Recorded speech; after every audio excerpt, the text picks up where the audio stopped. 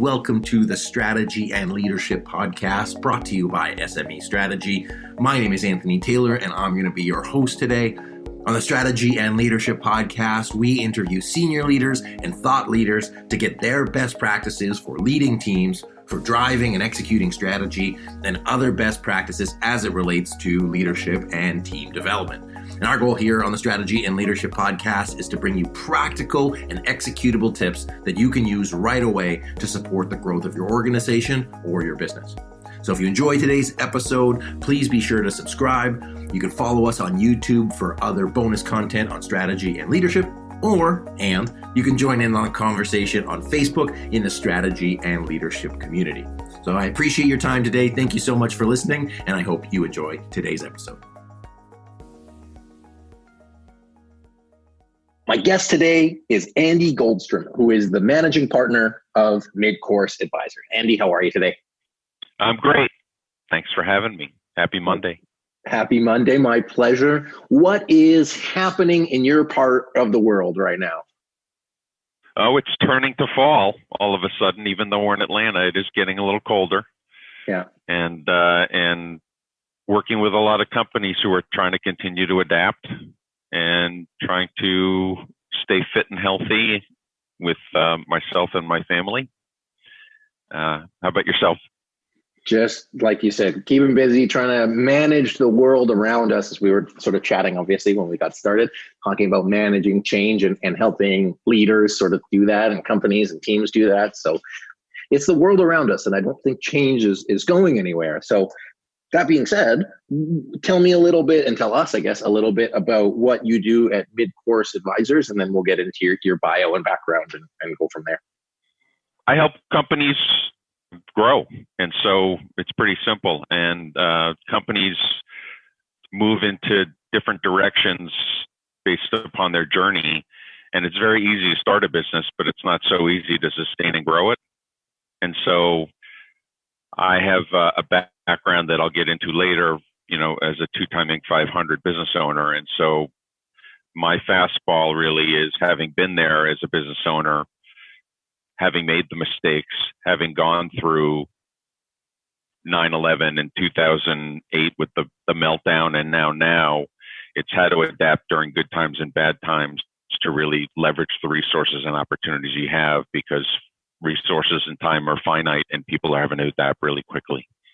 It's interesting. I mean, you've got like a depth and breadth of experience from academic, teaching from all of the companies that you've been a part of. And I imagine while you've been through what we'll call crises before, I imagine this one has a different flavor, but maybe you can sort of expand on how you got to where you are now in terms of some of the companies you work with. You don't need to list them by name or anything, but maybe some of the key sort of things that you're seeing that are similar from your past experiences. Well, I've been in business for almost 30 years now, and I started in the corporate route, but I had an itch to solve problems and make things happen. And I became a founding partner of a real estate company that saw the opportunity in an economy that was retracting in the early 90s to outsource their business and have a higher added value proposition. So we actually were able to provide an integrated platform that provided flexibility and objectivity and expertise, and we did it all at a cost that was equal to or better than what they would do if they insourced it. And so, long story short, we worked with some, really big companies. We were a no name at the time, but we were so disruptive. We worked with, the companies like Delta Airlines and Boeing and Computer Sciences Corporation and United Technologies, and we did all of their work nationally and some even globally. We became an Inc. 500 company, one of the fastest growing companies and privately held companies in the country, as you know. Sold the business in 2005, and I stayed on with the acquirer, which was Johnson Controls, for about 3 years.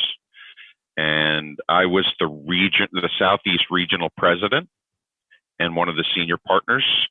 Learned so much during that 13-year span, because I started out as an account manager type and owner.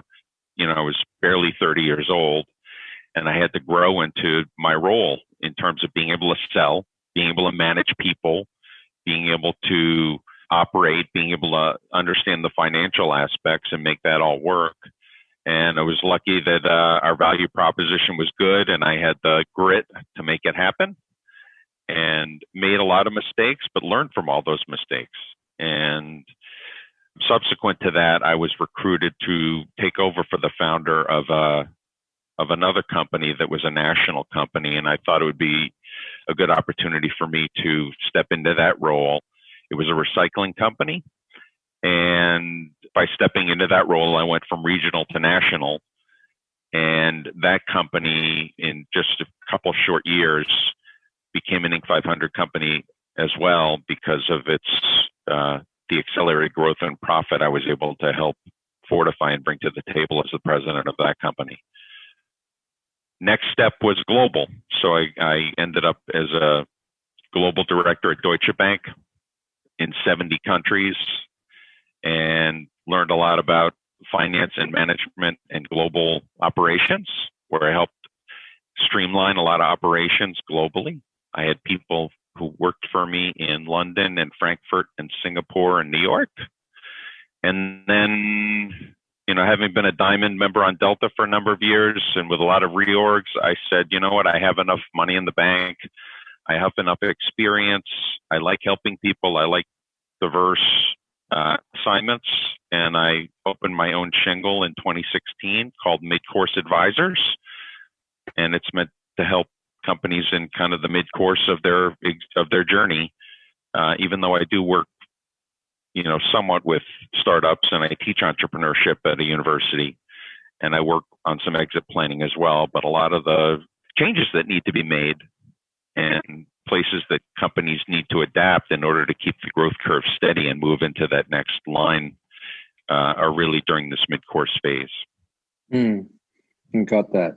So one of the things I heard, so thank you for that, because obviously you've got a lot of experience and wanted to highlight it. But one of the things I heard, at least from your personal journey, started off as something like a specialist. And then as you adapted and increased your ability to grow and to manage people, develop your grit going through some of those tough times, hit some of those curves, and then went from regional to national to global.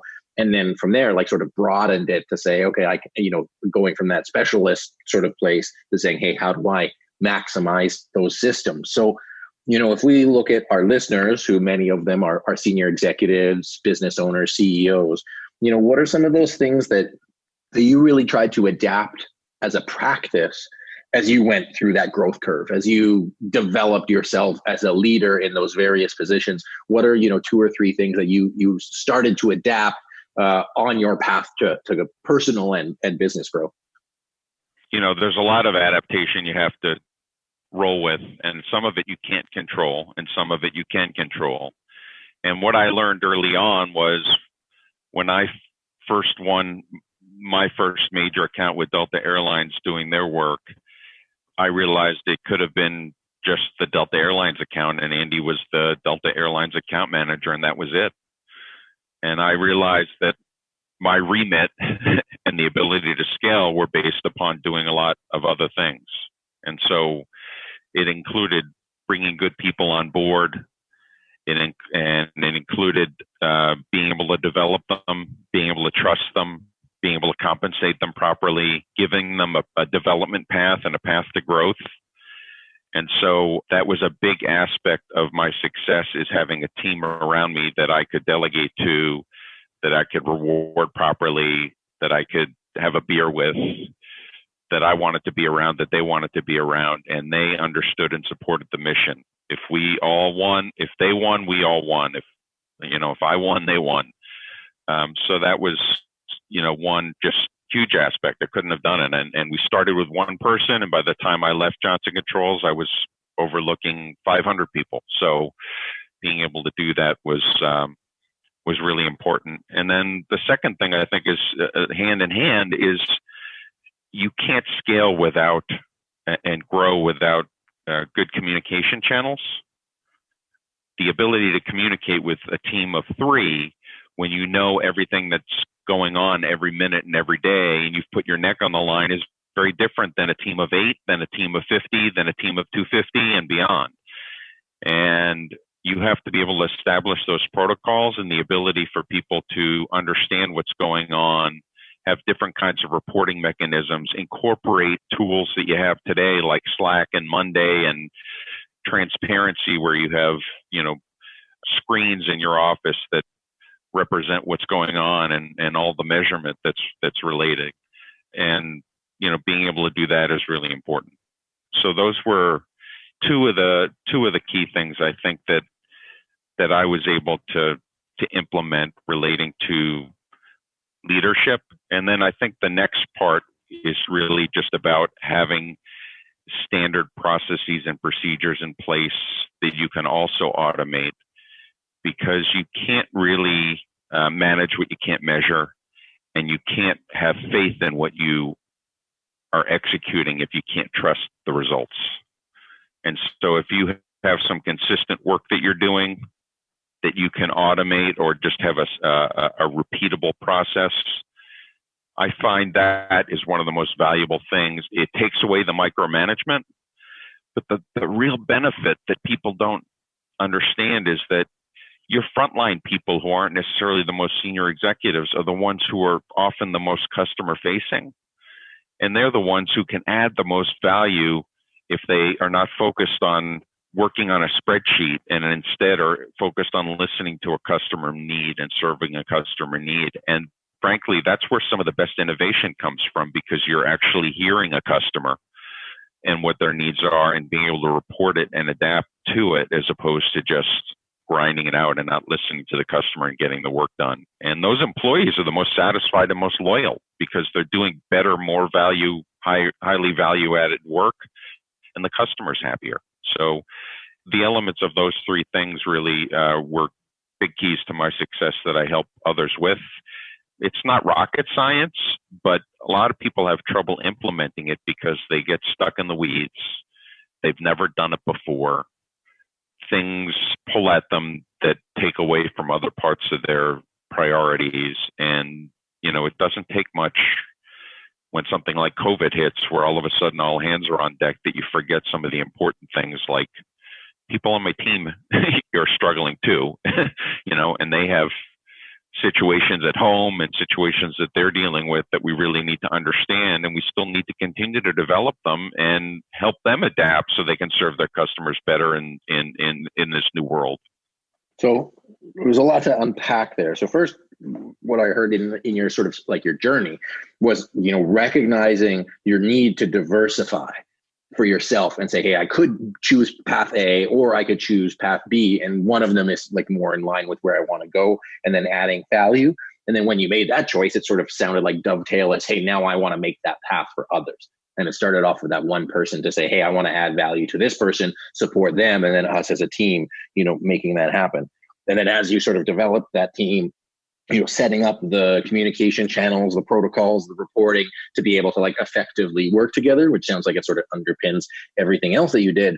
And then within that, creating like the standard procedures, the results, the automation, the tracking, and the reporting, so that all of those things together, including sort of the leadership, the communication, the processes, and the reporting, really helped you implement a system and structure, which you said is not rocket science, but fundamentally help people add value, which spurred the innovation, spurred the growth, and had that customer delight that I assume were the things that sort of were the foundations of you being able to hit that growth trajectory that you wanted to build. Did I capture that?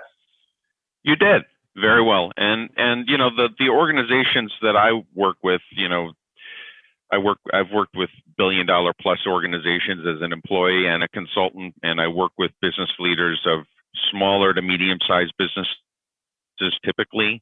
But what happens is, it's very easy to start a business. 20 years ago, it would have, with the cost of technology and the cost of the resources and the cost of the hardware and the software and everything, to get a robust SaaS product, it would probably be $1 million to roll it out from start to finish. Now you can do it for less than a tenth of that, which means there are a lot more businesses out there. The barriers to entry, you can just throw up a website. I share with people that you can incorporate online for a few $100s. You can raise money from crowdsourcing sites such as Kickstarter. You can hire programmers from Upwork. You can rent computer processing power from Amazon. You can find manufacturers on Alibaba. You can arrange payments via Square, and then you're ready to conquer the world. That doesn't mean you know how to run a business. It just means you know how to start a business. So it's very hard to sustain and grow it. And now we have, a lot going on where, we have COVID clearly, and we have this, cancel culture that decides that they don't want to support things politically or in business or otherwise based upon opinions as opposed to facts. And a lot of people are nervous in today's environment. And I use an analogy where somebody who's a new driver and is in front of the wheel holds the wheel tight, and they just look out barely over the hood. And the reason they do it is because they're inexperienced. And I taught my daughters how to drive and witnessed that. And I basically told them, I understand, when I first learned how to drive, I was kind of anxious and tight too. And it's hard for me to make decisions, but you have to loosen up on the wheel a little bit and look out past the hood in order to actually make some of those pivots that you need to make so you don't crash into something and you can make the moves that you want. And some people don't move forward, especially now, because they have, there are challenges to healthy organizations. There are biases. There's a sophistication bias where some people don't see it as don't see those adaptations that they need to make as a real opportunity for advantage. There's an adrenaline bias, which is somebody who says, I can't afford to take the time to focus on what I need to do to adapt my business because I'm putting out too many fires right now. And there's a quantification bias. It's somebody who doesn't want to act because he or she can't fully quantify the opportunity and the value and impact. And so what I do is I help companies and their leaders make the right fact-based decisions so that they can reduce the risk and uncertainty and move forward.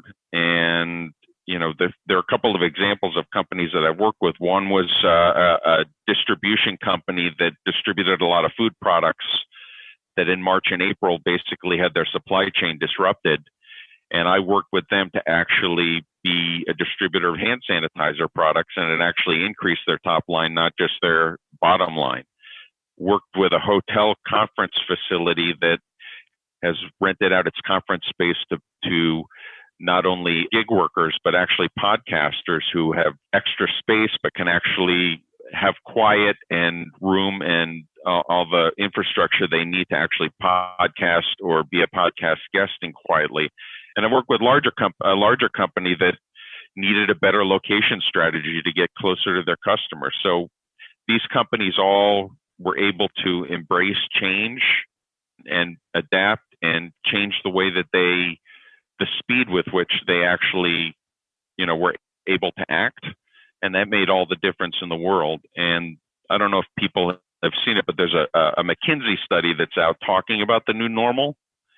And it's basically suggesting that the speed of business has changed and that there are flatter organizations out there, faster information flows, bigger cross-functional teams, more flexible ways of working, including working from home, and talent has to be more flexible too to meet the needs. And that's resulting in faster speed to market, increased customer responsiveness, and greater efficiency and enhanced performance and employee satisfaction. And so, if you are able to make the right decisions with the right information as opposed to just the way the wind's blowing, your opportunity to succeed is that much greater. And I enjoy working with people to help bring that forth.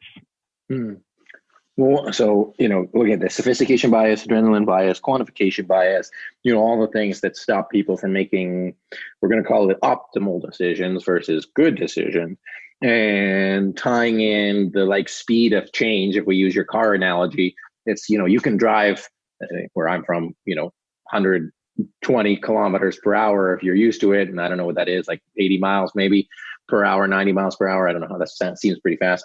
But if you're used to it, you can deal with fast change. And I think that there's maybe a differentiation or distinction between being used to it and being prepared for it. So if we look at it from a systems approach, do you have systems, policies, procedures, communication channels, everything that you talked about in place to help you manage that speed of change? Because if you're driving like a young kid or an old lady, just like at 50 clicks an hour, then everything around you you're going to miss it. And so I think from what you said, again, the vision and the experience, and then the processes and the systems are things that contribute to your ability to be able to take advantage of those opportunities, both from a positive and then sort of mitigating or minimizing the downside or potential downside. Switching gears a little bit, no pun intended, we're talking about the change, we're talking about what you've gone through. And one of the things that you mentioned was your grit. And that's like a subject that's coming up a lot with leaders. In your experience, and specifically with the fast growing companies, can you share with us, one or two examples where your grit was like really tested? And I know that like COVID now is a time, but I'd like to say like, hey, what is something that tested your grit? How did you get through it? How did you deal with it? Maybe you dealt with it totally poorly and that's how it went. But I think the lesson from where you had to demonstrate grit and what you learned from it would be a really cool learning. But I'd love to hear if you have something that you can remember. No. I learned grit at an early age. My parents divorced when I was young. We weren't that financially stable. So I had to learn how to work from, the time I was like 10 years old in order to just have, I had food and shelter. I wasn't, out on the street, but I had, in order to do anything I wanted to do, or to have a car, to pay for a car, to have any entertainment whatsoever, to put myself through college, I had to, work and earn money. So I established that grit as a young, and took that forth with me. And when I was part of that real estate firm, we were not a known entity, and we were disrupting an industry that competed with the big boys. And so, and you couldn't use LinkedIn or social media to try and draw business. You had to cold call on people and knock on doors and accept rejection for people who never heard of you before. And in some cases, some of the people we were calling on, we were threatening them because we were going to outsource what they did. So first we had to get in the door and make it all work and get an opportunity to swing the bat, which we often were not invited. We had to find our way through. And then we actually had to have a high, using a baseball analogy, we had to have a higher batting average than our competition in order to succeed and prosper. And so we had to make sure that we really understood the pain points. We really snapped their head back when it came to the value of our model, and we were able to make it work. And I just, I remember nights and weekends when I was at Kinko's putting, now FedEx office, I guess, putting together proposals and working with clients and just having to go that extra mile day in and day out with under-resourced to make everything work. Did you do something specific to get your team to embrace that same attitude, or what, did they just like see the results and say, hey, Andy's putting the work in, let's follow him? It was a culture in our company. Everybody likes being on a winning team, and everybody likes contributing when they have an opportunity to contribute to something that's impactful that will help them and their families. And so we were very transparent about leveraging existing customers to secure more work or use them as references. We were very big on having development plans for our team members so that they saw if I was putting in the work to get them to get more business, they could work, have worked on a smaller account and have an opportunity for a larger account.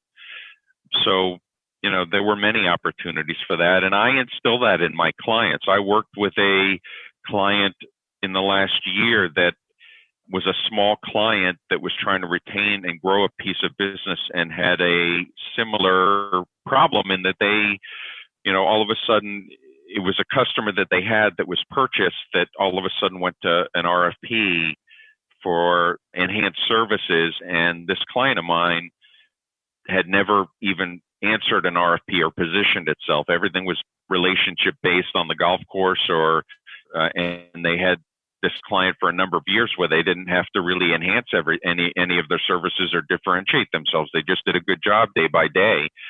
And I literally had to coach them in terms of how to position themselves differently in order to win that piece of business against much bigger competition. And they won it by me coaching them to understand the culture of the company that was acquiring them, which was a more decentralized company. So by understanding that some of the decisions could be still made in a decentralized manner, and it wasn't a total outsourced centralization process that was going to work, they actually won the day by understanding the customer better. I think that sounds like a thing that's really rung true through everything that you've talked about, is really understanding that customer, understanding their needs, even your team's needs, getting there. Speaking about the culture, some of the things I heard, the openness, the having a winning team, like being on a winning team. I saw a player got traded from the NFL because he's like, I want to play on a winning team. And it didn't seem like his team wanted to win. The contribution, the transparency, I think that clarity is like, yeah, this is what we're here for, and here's what we expect. And the other thing that really just struck me, and I wrote down, is like, how bad do you want it? Because I think that there's a lot of, I'm in Vancouver, and it's a very sort of lifestyle oriented city. And I used to work really, really hard. I still work really hard. But, in New York, you'd work really, the culture of the cities are very different. And I think sometimes like working hard has a negative connotation, and like pushing, like being a little bit more aggressive has a negative connotation. But I think if you're like clear about it, it can really produce results. And that's that grit, especially now. It's how bad do you want whatever you want, and not at like a shitty way of doing things, but just like, hey, I think if you're open with how you're approaching it, which is what you say, because you're focused on that customer, you're so clear about what you're delivering that customer, that's the thing that supports you and really going the extra mile. 100%. I was, a very hungry entrepreneur, wanted to solve a problem, wanted to have an impact, wanted to make a good living. Working hard goes hand in hand with it, but it's also working smart and working properly to hit the target. And one of the things that I talk about with my clients too is, a lot of people talk about exit strategies as they get to the end of the life of their business. They end up wanting or having to sell because they need the cash, or they're ready to retire, or the business is kind of taking its course and is on the downturn, or they have some kind of disagreement amongst management or whatever. And they come to me and I help work with them to optimize the value of the company when they want to sell it. But I have a concept I call exit ready. And it's really whether you work for a larger company don't even have the ability or an interest in selling the company ever, or you're working for a smaller or medium-sized company and you enjoy working and you just want to keep the company moving forward. You have to view the company and your leadership through the eyes of an outside investor. And you should do that from the time you start your business to the time you leave the business. And it involves having a unique value proposition, making sure that your pipeline is robust, having a diverse client base so that there's some sustainability and durability in your business, having a good set of financial statements so that you have the ability to continue to invest in your business and meet your obligations, having a team that is diverse enough so that it's not relying on its founders to make decisions, and then having appropriate resources like automation and processes.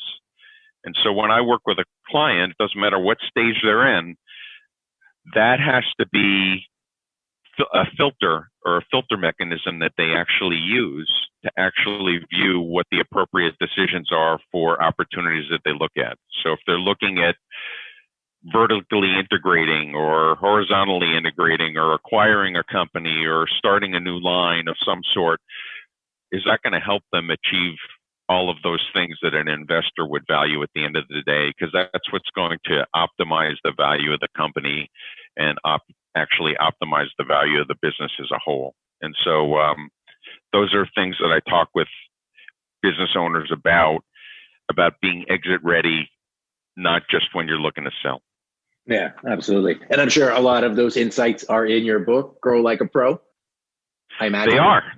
My book is It's called Grow Like a Pro. It's lessons from a two-time Inc. 500 executive. It's available on Amazon, and it gives a lot of insights and a lot of tools that you can use to actually apply to your business today.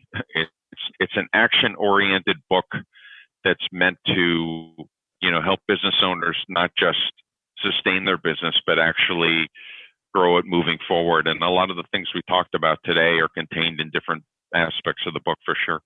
I thought it might be. So I had to give you the plug there. So in the description of the podcast, you can get a link to Andy's book. Andy, just in the sort of 2 minutes we have left before we finish up here, I really want to leave us, you talked about the jump from regional to national or national to global. So if we're talking to organizations here that have the eye on that, and I know you just before this talked about thinking like an investor, what's the number one thing that you want like CEOs or even like managers to think about as they go, either the key learning or like the must do as they go from regional to national to global? What's like the thing that you want to leave them with to support them in making that leap a reality? Well, I think you have to have a plan, if it's whether that's how you're changing your career path, or more importantly, if that's how you're growing your business from a regional or local business to a regional business to a national business. I think you have to put your priorities and focus in order to make that work. So you have to be able to think differently about what's possible for your business. And then you have to be able to assess it and qualify it so based upon your organization, what would truly impact your business in the best way, given the resources you have. And then you need to be able to execute it and then systematize it to gain independence in what you do. And so if you can do all those things logically, you can grow from regional to national to global. And two other things. One is we followed our clients in a lot of places. So when they had additional needs and they trusted us because we've sold to them before and done good business with them, we would follow them geographically. We would follow them with new sleeves of service and have a built-in customer base in order to be able to do that. And that allowed us to grow in many different ways. And the last thing I think you need to do is understand the culture. I'm originally from New York. I grew up in Connecticut. When I moved down to Atlanta, when we won Delta as a beachhead, I was the Yankee diversity play. I was the northern guy with kind of the southern mentality who had to, get to know southern managers down here. Atlanta's a lot more diverse than it was 22 years ago, but you have to understand culturally how people operate differently and understand how people's agendas are differently, whether you're at the top of the organization or the bottom of the organization. And that occurs in different states, different parts of the country. And certainly if you operate globally, it's very different if you're in Germany compared to Singapore, compared to New York. Absolutely. I think, really get at the heart of everything, understanding who you're talking to, how you can help them, and then, building a plan. If you've got your eyes on that future, well, get Andy's book and, build a plan to get there. So really appreciate Andy. Very, very cool insights here. Again, nothing replaces that experience of being there and doing it and really understanding the nuances. And like you said, while it might not be rocket science, the application of it and the systemization of it are the keys to being able to, grow like a pro. So Andy, where can people get a hold of you? Go to my website, midcourseadvisors.com, or they can look me up on LinkedIn, Andy Goldstrom.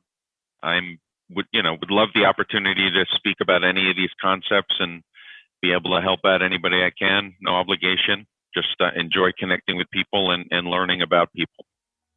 Awesome. Thanks, Andy. Appreciate you being here today. Thanks for having me. Really enjoyed it.